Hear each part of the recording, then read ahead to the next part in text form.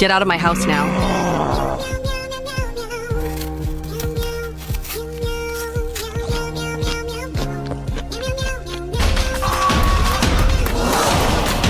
You guys are so smart. You provoke me is seeking death.